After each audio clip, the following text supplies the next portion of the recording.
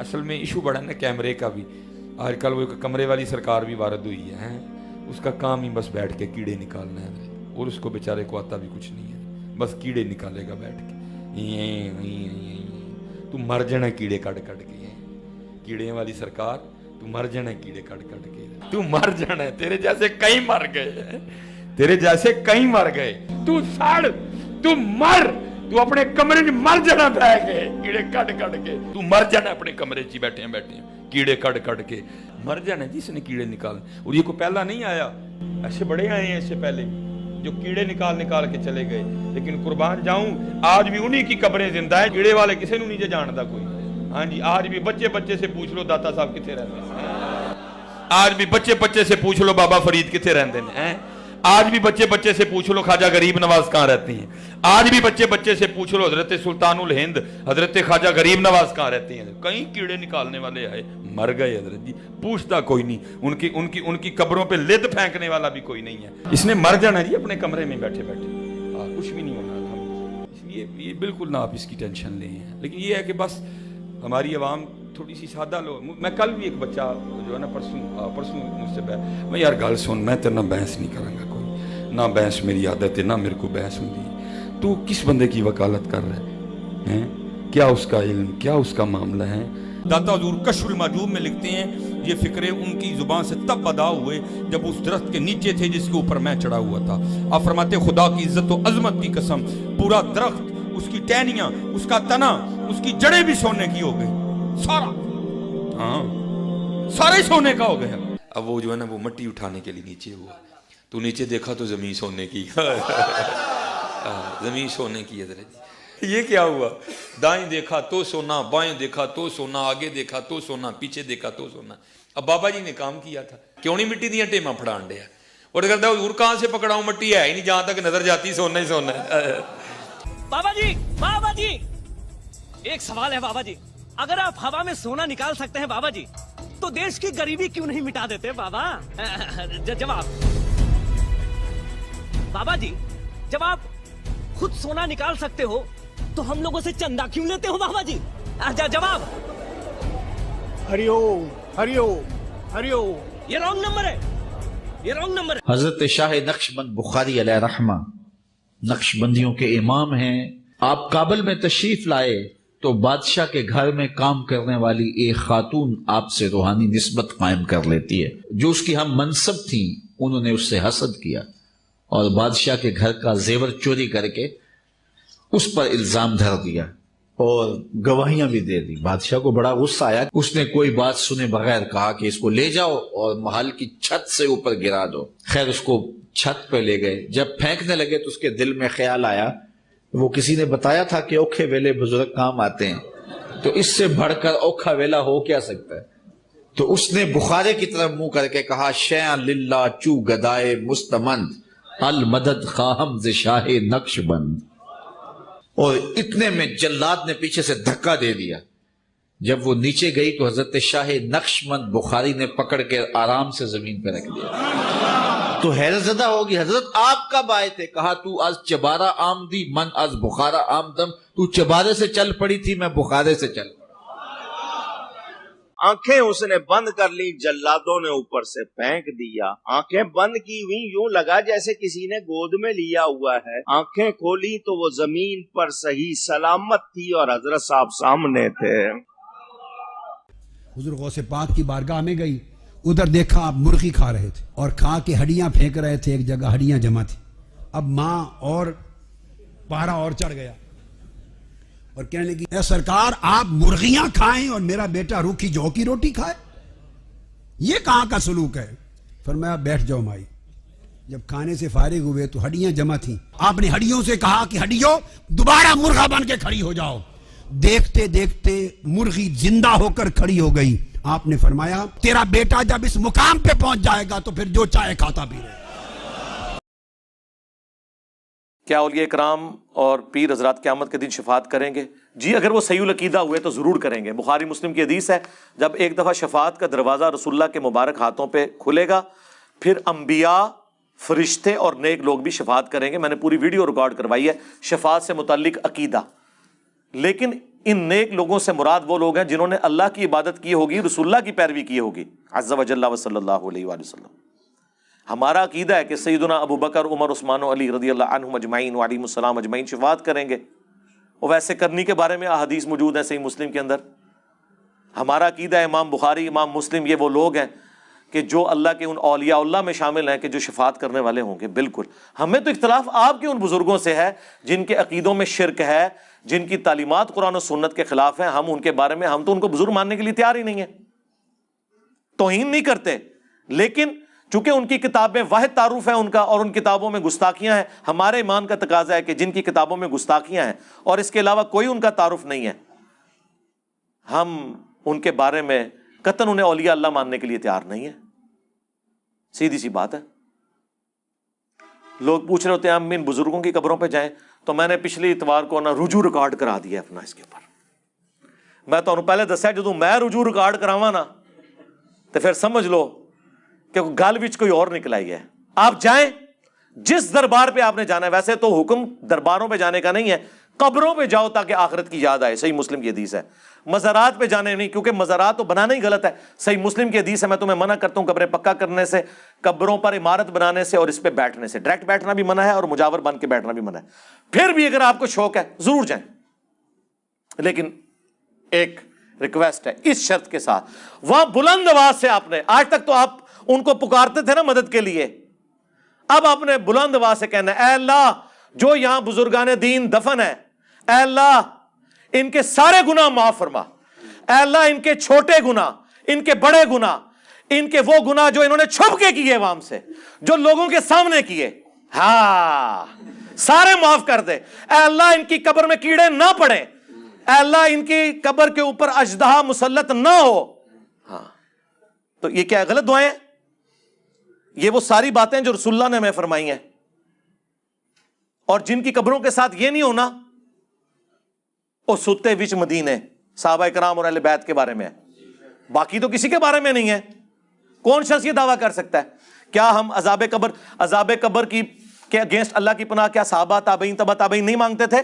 بخاری مسلم کی حدیث ہے، نبی علیہ السلام نے حکم دیا 4 چیزوں کے شر سے تشہد میں اللہ کی پناہ مانگو، اور مسلم کے الفاظ ہیں طاؤس تابعی کہا کرتے تھے میرے نزدیک جو یہ دعا نہیں مانگتا اسے نماز دوبارہ پڑھنی چاہیے۔ اندازہ کریں اتنا سخت رویہ تھا طاؤس تابعی ابن عباس کے شاگرد کا، اور امام مسلم نے صحیح مسلم میں نقل کیا ہے، وہ کہتے تھے جب نبی نے حکم فرمایا تو نماز دوبارہ پڑھے جو یہ دعا نہیں مانگتا تشہد میں، اللہم انی اعوذ بک من عذاب جہنم ومن عذاب القبر ومن فتنة المحیا والممات ومن شر فتنة المسیح الدجال۔ 4 چیزوں کے شر سے اللہ کی پناہ مانگنا، اس میں عذاب قبر سے پناہ نہیں ہے۔ اور یار اگر نبی علیہ السلام عذاب قبر کے اگینسٹ اللہ سے پناہ مانگتے ہیں جو کہ قطعاً جنتیوں کے امام ہیں، تو تواڈے بابے تے شے ہی کوئی نہیں، ان کے اوپر تو کوئی گارنٹی نہیں ہے، کرے نا۔ قرآن میں حکم ہے ربنا اغفر لنا ولاخواننا الذین سبقونا بالایمان، اہل ایمان کی نشانی ہے کہ وہ اپنے سے پہلے جو مر چکے ان کے لیے دعائیں مغفرت کرتے ہیں۔ تو ٹھیک ہے، صحابہ اور تابعین جو صحیح العقیدہ ہیں، جن کے فضائل احادیث کے اندر آئے ہیں، اہل البیت کے فضائل احادیث کے اندر آئے ہیں، ان کے تو درجات کی بلندی کے لیے آپ دعا کریں، لیکن باقیوں کے لیے تو یہ دعا کریں، ان کے لیے بھی ویسے ہی کریں تو کوئی حرج نہیں ہے۔ لیکن اگر کسی کو زیادہ کوئی حیض ہے تو آپ جن کے بارے میں کلیم کیے ہوئے ہیں تو ٹھیک ہے جائیں کریں، ضرور کریں۔ قرآن کی کس صورت میں ہے کہ رب نے کہا کہ نبی ہم آپ کو معجزہ نہیں دیں گے؟ اور قرآن کی کئی ایک صورتوں کے اندر ہے، سورۃ الانعام کے اندر ہے معجزہ ان کا منہ مانگا، سورہ بنی اسرائیل کے اندر موجود ہے۔ پچھلے دنوں میری ویڈیو ریکارڈ ہوئی ہے معجزات اور کرامات کے اوپر، جب مفتی منیب الرحمان حفظہ اللہ تعالیٰ نے میرے خلاف مضمون لکھا دنیا اخبار کے اندر، تو میں نے پھر اس کا جواب دیا۔ اس میں انہوں نے وہ ساری آیات نقل کی ہیں، ویسے انہوں نے یہ آیت ماننی تھی کبھی؟ اپنے بابوں کو بچانے کی خاطر انہوں نے کہا کہ آپ جو کہہ رہے ہو نا کہ جی بابے کیوں نہیں کوئی تخت لاتے یہاں پہ، تو یہ تو کافر بھی حضور کو کہتے تھے، تو اللہ نے فرمایا کہ یہ معجزہ ہم نہیں دیں گے، ہماری مرضی جب چاہیں معجزہ دکھائیں تو ہمارے بابے بھی اس وقت کریں گے جب اللہ چاہے گا۔ تو میں نے کہا رکو ذرا، صبر کرو، آپ کا بابوں کے بارے میں عقیدہ نہیں ہے، آپ تو کہتے ہیں بابوں کی ڈیوٹیاں لگی ہوئی ہیں، اور جب چاہیں इशारों से अपने काया ही पलट दें दुनिया की। अब तो दुनिया की काया पलटने का वक्त है मेरे भाई। IMF के कर्जे के तले हम दब चुके हैं। अब तो वक्त आ गया है कि ऊपर देखो तो सोना, हाय सदके, नीचे देखा तो सोना, दाएं देखा तो सोना, पूरा दरख्त, उसकी शाखें, जड़ें भी, हाँ ना, मैं भी वेख्या सी, हाँ ना। दाता हजूर कश्फुल माजूब में लिखते हैं, ये फिक्रे उनकी जुबान से तब अदा हुए जब उस दरख्त के नीचे थे जिसके ऊपर मैं चढ़ा हुआ था। आप फरमाते खुदा की इज्जत और अजमत की कसम, पूरा दरख्त, उसकी टहनियां, उसका तना, उसकी जड़ें भी सोने की हो गई, सारा, हाँ सारा ही सोने का हो गया। अब वो जो है ना वो मिट्टी उठाने के लिए नीचे हुआ, तो नीचे देखा तो जमीन सोने की जमीन सोने की है। ये क्या हुआ? दाएं देखा तो सोना, बाएं देखा तो सोना, आगे देखा तो सोना, पीछे देखा तो सोना। अब बाबा जी ने काम किया था, क्यों नहीं मिट्टी दियां टेमा फड़ान दिया, और कहता हुजूर कहां से पकड़ाऊं, मिट्टी है ही नहीं, जहां तक नजर जाती सोना ही सोना है। बाबा जी, एक सवाल है बाबा जी, अगर आप हवा में सोना निकाल सकते हैं बाबा जी, तो देश की गरीबी क्यों नहीं मिटा देते बाबा? जवाब बाबा जी, जब आप खुद सोना निकाल सकते हो तो हम लोगों से चंदा क्यों लेते हो बाबा जी? जवाब हरिओम हरिओम हरिओम। ये रॉन्ग नंबर है, ये रॉन्ग नंबर है। तो ये मौका आ गया कि ये करें। फिर हम आपको सूरह तौबा की आयत नंबर 92 सुनाएंगे कि ए नबी, जब ये पेंडू आराबी लोग आपके पास आते हैं, गरीब साहबा आपके, कि हम गज़वे तबूक में आपके साथ जाना चाहते हैं रोमन अंपायर के खिलाफ लड़ने के लिए, हमारे लिए सवारी और जाने का सामान इसका इंतजाम कर दें, तो तुम कहते हो मैं कोई सवारी नहीं पाता जो तुम्हें दे सकूंगे, तुम मेरे साथ चलो।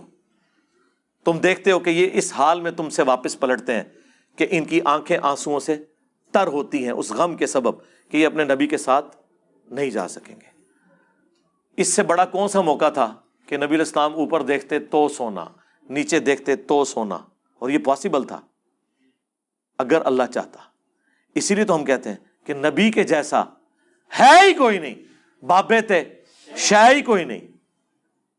सहाबा जंगों की तकलीफ उठाएं और आपके बाबे निगाह मार के काफिर नहीं, अपना वुजू कराने वाला मुरीद साड़ दें, जो बेचारा इतना अरसा इसलिए वुजू करवाता रहा कि मेरी मौत ईमान पे हो, ये पता ही नहीं था पीर नहीं मुझे एंड पे मार देना है, लोटा सीधा ना रखने होते। और हमारा पीर वो है, बुखारी मुस्लिम के अल्फाज हैं, अनस इब्न मालिक कहते हैं 10 साल मैंने रसूलुल्लाह को वुजू करवाया, मैं आपके साथ सफर हज़र में रहा, मैं 10 साल का बच्चा था, मेरी माँ उम्मे सुलैम ने वक़फ़ कर दिया हुजूर की खिदमत के लिए, हुजूर के साथ 10 साल रहा, लेकिन इन 10 सालों में कभी हुजूर ने मुझे ये नहीं कहा कि तूने ये क्यों किया, ये क्यों नहीं किया। मैं बच्चा था, हुजूर किसी काम से भेजते थे सल्लल्लाहु अलैहि वसल्लम, तो मैं जाता और बाज़ औक़ात भूल जाता और बच्चों के साथ खेलना शुरू कर देता, तो नबी इस्लाम मेरे पीछे आके खड़े होते, कानों को पकड़ के ज़्यादा से खींचते नहीं, प्यार से, 19 अनस को ना 19, हम उर्दू में 19 कह देते हैं, बस न कान खींचे न कभी डांटा, ठीक है। और आप कहते हैं आपके बुजुर्गान दीन तो वली जी उस टाइम तक नहीं बनता जदों तक के नबी दी सुन्नत ते ना अमल करे। ऐ केड़ी सुन्नत है कि निगाह मार के मुरीद साड़ दो, फिर निगाह मार के लोटा भी सीधा कर दिया। चाचू जी पहले तुसी लोटा सीधा कर देंदे ते ऐ बंदा तुहाडे मत्थे ना लगदा। मैं तो कहता हूं कि 302 लगती है जो बंदा मार ना हक मारा है, कत्ल ना हक है, और ये फसाद फिल अर्द है कि एक बंदा पूरी जिंदगी आपकी खिदमत करता रहा, आपने उसे कत्ल कर दिया। फसाद फिल अर्द की सजा यह है कि मुखालिफ समत के हाथ पांव काटे जाए और सूली दिया जाए। भाई हम शरीफ फतवा करेंगे ना। तुमने इज्जतें अवेल की हैं दीन इस्लाम के नाम पर, अपनी इबादतें करवाई हैं, तो हम इस्लाम के फतवे ही तुम पे लगाएंगे जब तुम इस्लाम को तोड़ोगे। जाओ हिंदू मर जाओ, ईसाई मर जाओ, सिख मर जाओ, तुम पे कोई फतवा नहीं लगाएंगे। जब तुम दीन इस्लाम का नाम लेके बुजुर्गी वेल करोगे ना, फिर हम तुम्हें डाका मारने की इजाजत नहीं देंगे कि तुम दीन को बिगाड़ो, चाहे तुम्हें लोग जो मर्जी समझते हो। आप समझे ना, इन्होंने इज्जत किस पे वेल की थी? अल्लाह दे वली। अल्लाह दा वली होंदा जेड़ी अपनी इबादत कराए, बंदे मारे। متکبرانہ جملے بولے. ہم کبھی کہہ دینا کہ میں نے یہ بیان کیا تھا, کہتے ہیں میں کہتے ہیں تو اڈا ہے کہ تمام اولیاء دی گردن تے میرا پاؤں ہے, اور جس کی گردن پہ میرا پاؤں نہیں اس کی گردن کے اوپر خنزیر کا پاؤں ہے, تو اڈا میں کرے تے او بزرگ اولیاء دا سردار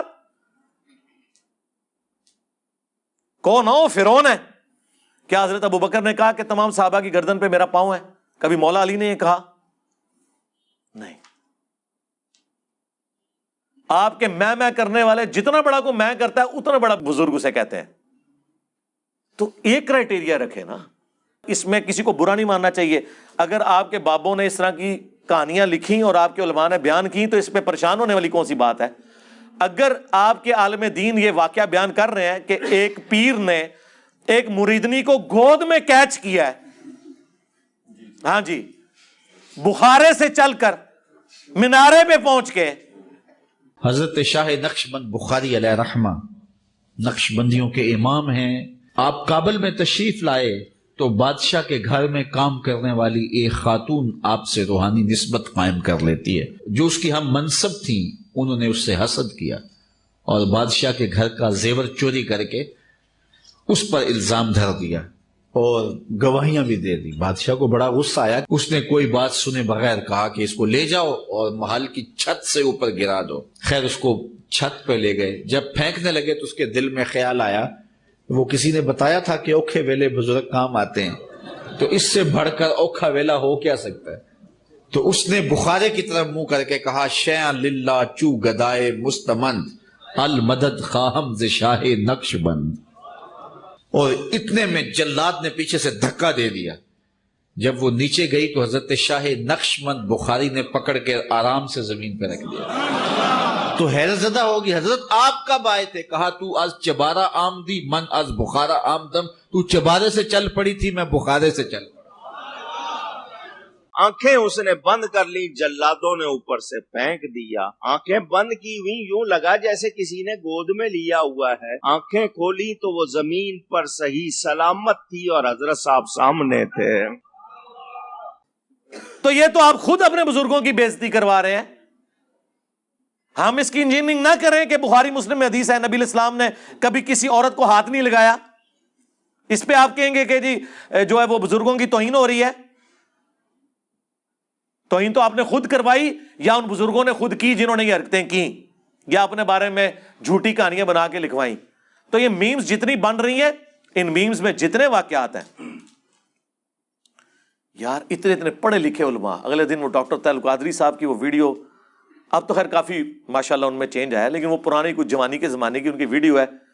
وہی واقعہ جی, شیخ عبد القادر جیلانی کے پاس ایک عورت آ گئی, وہ مرغی کا گوشت کھا رہے تھے اور وہ بچہ جو ہے وہ روکھی سوکھی کھا رہا تھا, تو اس کا دل پسیج گیا. تھوڑی دیر بعد انہوں نے ہڈیاں جمع کر کے کم باذن اللہ کہا اور وہ مرغا دوبارہ سے زندہ کر لیا, اور اس کو انہوں نے جواب دیا کہ جب تیرا بیٹا اس مرتبے پہ پہنچے گا تو وہ بھی مرغی کھا لے.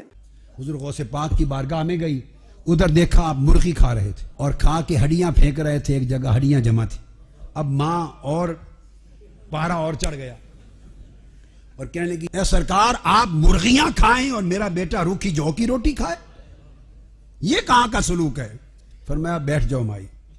جب کھانے سے فارغ ہوئے تو ہڈیاں جمع تھیں. آپ نے ہڈیوں سے کہا کہ ہڈیوں دوبارہ مرغا بن کے کھڑی ہو جاؤ. دیکھتے دیکھتے مرغی زندہ ہو کر کھڑی ہو گئی. آپ نے فرمایا تیرا بیٹا جب اس مقام پہ پہنچ جائے گا تو پھر جو چاہے کھاتا بھی رہے. ہمارا ایک معصومانہ سوال ہے, کیا صحابہ کرام اس مرتبے پہ پہنچے ہوئے تھے کہ جب کبھی وہ کھانا کھاتے تھے تو ہاتھ رکھتے تھے تو وہ دوبارہ سے مرغے بن جاتے تھے؟ اور وہ روکھی سوکھی اس لیے کھاتے رہے کہ وہ مرغے زندہ نہیں کر سکتے تھے؟ تیسری بات, یہ کون سا قرآن حدیث میں لکھا ہوا ہے کہ جب تک آپ مرغی کو کھانے کے بعد ہڈیوں سے دوبارہ زندہ نہ کر سکیں تو مرغی کھانا حرام ہے؟ بخاری مسلم میں لکھا ہے نبی الاسلام نے مرغ کا گوشت کھایا. جب آپ رسول اللہ کے نام پر عزتیں اویل کر کے دین کی یہ حالت بگاڑیں گے تو ہم آپ کا مذاق نہ بنائیں, پھر ہم آپ سے ڈیمانڈ نہ کریں کہ لے آؤ نا, تسی تے کہندے ہو دنیا ہر ٹائم غوث کتب ابدال نے, لے آؤ غوث کتے جے ککڑ زندہ کرے جی, مردہ زندہ کر لیتے. چھوڑ دو سرکار, سٹامپ پیپر پہ آپ کے بزرگ سے لکھوائیں گے کہ ہمارا قتل معاف ہے, انہیں شہادت کے درجے پہ پہنچائیں گے، وہ اپنے آپ کو زندہ کر کے بتا دیں، کہانی ختم۔ تخت بلقیس آ گیا سی، ٹھیک ہے سرکار، وائٹ ہاؤس لے آؤ، مارگلا ہلز پہ لا کے رکھ دو، ہاں مان لیں گے، اے کوڑا تے میدان، ٹرو بھی نہ کر کے بھی نہ دکھاؤ، پھر کہنے ہو منو، تو پھر آپ بھی مانو کہ میرے اسٹوڈنٹ کہیں گے کہ جی علی بھائی نے جو ہے نا وہ مدرسہ دیوبند ایک دن کے لیے غائب کر دیا تھا، جس طرح ڈیوڈ کاپر فیلڈ نے اسٹیچو آف لبرٹی غائب کیا، دوسرے دن انجینئر صاحب نے منظور الاسلام بریلی کا مدرسہ ایک دن کے لیے غائب کر دیا۔ تو لوگ مجھ سے یہ بریلوی دیوبندی کہیں گے نا کہ دکھاؤ ویڈیو کدھر ہے، ہمارے سامنے کرو، کہیں گے نا، پھر ہم کہیں جی آپ بزرگوں کو نہیں مانتے، آپ کرامات نہیں مانتے، آپ بھی تو یہی کہیں گے نا، تو ہمارا یہ کہنا کوئی توہین ہے کہ کر کے دکھاؤ، مان لیں گے، کرو بھی نہ اور منوانے کی کوشش کرو، پھر تو ہم کہیں گے یار یہ زیادتی تو نہ کرو۔ تو ہمارا مقدمہ بھی سمجھیں، میں جتنی باتیں کر رہا ہوتا ہوں ریبٹل میں کرتا ہوں، اور یہ لوگ ان باتوں کے اوپر کہتے ہیں کہ دیکھیں یہ توہین کر رہا ہے، توہین نہیں ہوتی ہے، آپ نے جو بکواسیات ارشاد فرمائی ہوتی ہیں نا، بونگیاں شریف، ان کے جواب میں بات کر رہا ہوتا ہوں۔ تو ریبٹل میں جب بات کی جاتی ہے اس کو اس کے کھاتے میں ڈالا جاتا ہے جس نے کام ڈالا ہے۔ ڈاکٹر ذاکر نائک اگر یزید کو رضی اللہ عنہ نہ کہتا، قسطنطینیہ کی بشارت نہ فٹ کرتا، تو میں نے کبھی 2011 کو وہ جواب دینا تھا حسینیت اور یزیدیت کا تحقیقی جائزہ 10 دسمبر 2011 کو، مسئلہ 61 نہیں، آپ جوتیاں مارے ہمارے سروں کے اوپر، ہمیں جواب بھی نہ دینے دیں۔ اگر الیاس قادری صاحب یہ نعرہ نہ لگواتے بے خطا بے گناہ معاویہ معاویہ،